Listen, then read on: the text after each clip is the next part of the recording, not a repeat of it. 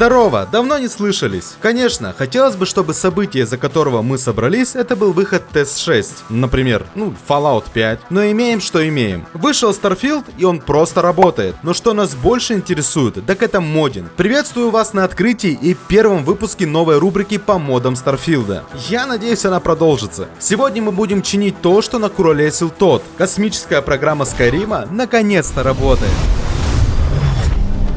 Hey, you, finally awake.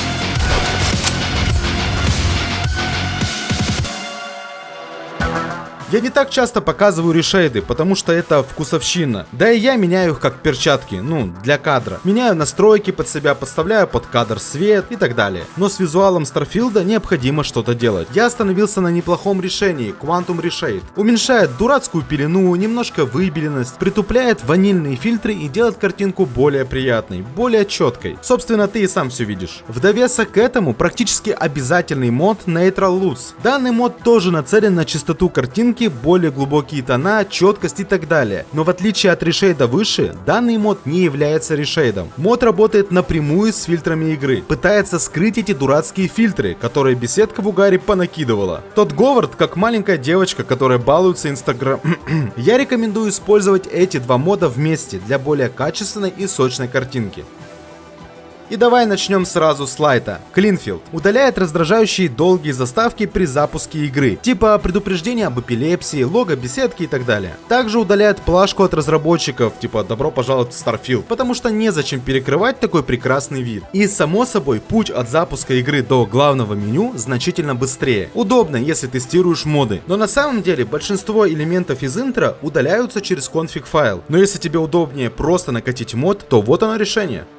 Поговорим об изумительном интерфейсе беседки. Давай я не буду тратить время и объяснять, почему ванильный интерфейс плох. Это очевидно. Давай мы начнем его сразу чинить. Модификация Star UI. Это комплексная модификация, созданная автором мода Fall UI для Fallout 4. Итак, изменения. Во-первых, интерфейс стал более компактным. Компактным стал список категорий. Появилось отображение таких свойств предметов, как масса, урон, сопротивление урону. Добавлены дополнительные сортировки по каждому из столбцов. Нужно всего лишь кликнуть мышью на столбец. В ваниле сортировка осталась прежней, нужно тыкать отдельную кнопку и выбирать, по какой из характеристик вы хотите отсортировать предметы. Короче, сортировка стала очень удобной. Также автор добавил к категориям отдельные значки, чтобы проще было ориентироваться. Новый интерфейс отображает вес предметов конкретной категории. Если ты еще не играл в Starfield, поверь, перевес в этой игре это твой главный враг, и дополнительная информация поможет тебе отслеживать вес конкретной категории. Также добавлена отдельная кнопка для массового переноса предметов из одной категории. К тому же, в WINI-файле вы можете поднастроить некоторые элементы, как вам удобно, вплоть до смены шрифта. Пока что это временно, по крайней мере, пока не появится MCM-меню для Старфилда. По итогу, этот мод это абсолютный must-have,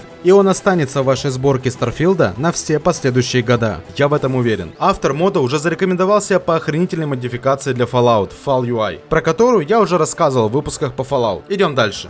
Еще один мод на интерфейс – Betterha. На данной стадии совсем не обязательный, особенно в сравнении с озвученным выше модом на интерфейс, но тоже неплохо. Все, что он делает на данный момент, это передвигает всплывающую надпись из центра экрана вниз экрана. Также сдвигает иконку с получением опыта ниже и не захламляет тебе обзор. Опционально также есть версия, которая к тому же скрывает прицел, если он мешает твоему погружению, и скрывает отображение здоровья над головами врагов.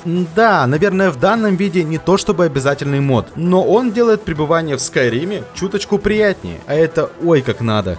Небольшой мод, совершенно не обязательный, просто приятный. Он перекрашивает твою полоску здоровья, в зависимости от того, сколько хп у тебя осталось, от беленькой в красненькую. Я же сказал, просто приятно. Также небольшая модификация на интерфейс, а если конкретно, то на интерфейс корабля. Ничего сверхъестественного, просто убирает дополнительный мешающий контур. Удивительно, но это делает обзор куда удобнее. И тот почему-то решил, что интерфейс корабля в 30 FPS это норма. Так вот, мод также увеличивает FPS, в котором проигрывается ваш интерфейс. Ну и опционально можно накатить версию, которая скрывает еще больше элементов. Следующий обязательный мод на повышение FPS у прицела корабля. И ты все еще думаешь, что это какая-то чушь. Но прикол в том, что летая на корабле от первого лица, твой прицел действительно проигрывается в 30 кадров. И это выглядит вообще не гладко. А с этим модом прицел движется очень мягко и не дергается. Более гладкий, отзывчивый. Короче, одно удовольствие. Жаль, этого не скажешь про всю игру. Пару модов, которые упростят твое исследование. Increase Scan Range увеличивает расстояние, на котором можно сканировать объекты в 5, в 10, ну или в 25 раз. Теперь тебе не придется тыкаться носом в упор к каждому объекту. Мод Instant Scan. С этим модом не нужно больше искать одинаковые папоротники, чтобы набить исследование 100%. Достаточно только одного. Один клик, и ты полностью изучил растение, ну или фауну.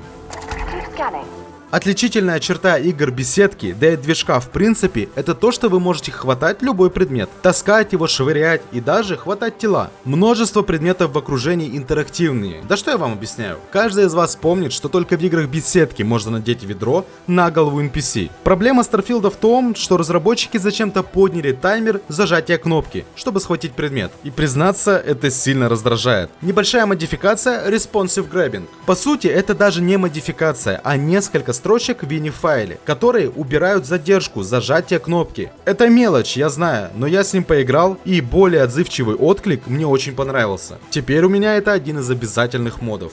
Обязательная модификация, которая заменяет ваш ванильный фонарик на лицо Тодда Говарда, потому что это ваш любимый разработчик, это ваш светоч, и он должен освещать ваш путь. Ну ладно, если без рофлов, вот нормальный фонарик. Real Flashlight. Мод заменяет фонарик и делает свечение классически круглым, а не овальным, как в ваниле. И честно говоря, меня ванильный фонарик не сильно бесит. В отличие от Fallout 4, здесь фонарик работает как фонарик, и вполне ок. Ну, иногда только засвечивает. Фонарик из этого мода, кстати, существенно ярче. Если ванильный фонарик тебя раздражает, есть такой вот мод. Но я бы рекомендовал лицо Тодда Говарда все же.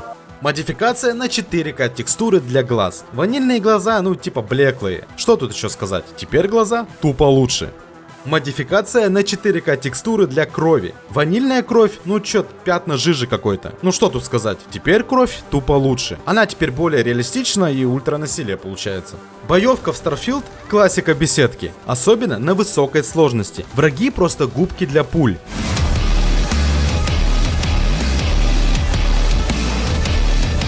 Модификация повышает ставки в бою. Урон, который ты наносишь, становится более ощутимым, но ты и сам теперь не можешь впитывать всю обойму. Кроме этого, уменьшается бонусное здоровье врагов за каждый уровень и режет им угол обзора, ну, для реалистичности. Да, вот так все просто. Ничего пока что революционного, но по моим ощущениям, боевка становится куда более смертоносной и динамичной. Мод добавляет больше деталей для того первого важного сюжетного компаньона. Детали, конечно, добавляются исключительно в одном месте, но я ответственно заявляю, что каждая деталь на этом месте очень важна. Я эксперт, доверься. Еще одна модификация, но это чисто от меня. Упрощает мини-игру по взлому замков. Давайте не будем тратить ни мое, ни ваше время снова. Хотите ковыряться в замочных скважинах? Ковыряйтесь. Но я точно знаю, что есть люди, которым это надоело. Эти мини-игры сильно отвлекают от игры и только тратят наше драгоценное время. Я просто показываю, что существует такой мод. Но если вы все-таки хотите мне как-то остроумно ответить, посмотрите предыдущие выпуски на моем канале. Там для вас есть несколько панчей. Еще раз, поймите правильно. Я обзорщик модов. Я как будто бы даю вам удочку, а уж рыбачить ей или сесть на нее, это уже ваше дело. Starfield Script Extender. Ну я не думаю, что здесь нужны мои комментарии. Но для тех, кто совсем не знаком с моддингом, это расширитель скриптов, который существует для всех игр беседки. И недавно он наконец-то появился для Starfield. Это означает одно, что модеры наконец-то могут использовать дополнительные скрипты для своих модификаций. Например, Achievement Enabler. Небольшой SFSE плагин, который как раз таки работает на основе Script Extender. Позволяет получать ачивки на лицензии, даже при использовании модификаций и даже при использовании консоли. Я просто помню, сколько вопросов у людей было после того, как я начал делать рубрику по Fallout 4. Поэтому я исправляю свои же ошибки. Есть специальный мод, который позволяет получить ачивки даже на заможенной игре. И даже с читами. Наслаждайтесь. Еще один мод, работающий на основе SVSE. Модификация Enemy Friendly Fire. Небольшой плагин, при котором в горячем бою враги могут зацепить шальной пулей своих же. В ваниле у врагов урон по своим же не засчитывается. И то, что я сейчас сказал, это описание на главной странице. Я потратил некоторое время на тесты и не заметил, чтобы урон хоть как-то по ним проходил. Мало того, враги по скрипту просто не стреляют, если нет гарантии, что попадут в тебя. Я не знаю, автор мода вообще-то крутой, много чего сделал. Я даже посмотрел видео у других авторов и не увидел подтверждения, что враги действительно дамажат друг другу. Может, это я тупой хз. Короче, вот такой вот хороший мод, который я не выкупил. Такое бывает, я профессионал. На самом деле, последнее, что я хотел упомянуть, это, конечно же, русификатор на Starfield. Шутка ли? Игра не поддерживает русскую локализацию. На данный момент один из самых прогрессивных и активно обновляемых русификаторов разрабатывается ребятами с сайта Zone of Games. Да, они сделали машинный перевод посредством переводчика DeepL, который основан на нейронных сетях. Но с релиза русификатор обновляется почти каждый день. Из последнего они поменяли шрифты и, как уже анонсировали, приступают к ручной правке перевода. Обсуждение на форуме русификатора уже насчитывает более 100 страниц на момент записи этого ролика. Енот в распорке. И летит енот в распорке. Люди активно указывают на ошибки перевода. Я не знаю, возможно, в будущем выйдет отличный литературный перевод игры от фанатов, но на данный момент, похоже, это лучшее решение, чтобы поиграть в игру на английском и понимать, что вообще происходит. Я играю сейчас с ним, в принципе, более чем неплохо. Я ожидал, что будет куда хуже. Могу даже осмелиться и прикинуть, что игра вполне проходима даже на сегодняшней версии русификатора. И ты будешь понимать, если не все, то почти все. Ну короче, как ты понял, это обязательный мод для русскоязычного игрока, который не шпрехает там по-ихнему. Ну а ребятам удачи довести дело до конца. Ну вот, я и показал все моды, которые хотел. А не, вот еще консольная команда для увеличения переносимого веса. Да, читы, и что ты мне сделаешь? У тебя перевес. Вот такое вот начало рубрики. Надеюсь, тебе зашло. Подпишись для следующего выпуска. Не ври себе, ты тоже хочешь увидеть в будущем моды на сексуальные обтягивающие скафандры. К тому же, у меня уже отобраны моды для второго выпуска. Так что давайте, решайте, продолжаем этот балаган вместе или как вообще? Помни, как бы ты ни относился к игре, уверяю тебя, моды сделают из нее конфетку. Запрыгивай в телегу, там ты можешь послушать моего кринжа, в дискорде найти ребят по разуму, и даже несмотря на их недуг, я все равно их люблю. Ну а если ты неравнодушен к моддингу, как и я, приглашаю на мое бусти. Там ты найдешь помощь в моддинге и рофильные видосики. Спасибо ребятам за материальную поддержку, поддержать меня также можно и на Патреоне. На этом я улетучиваюсь. Пока.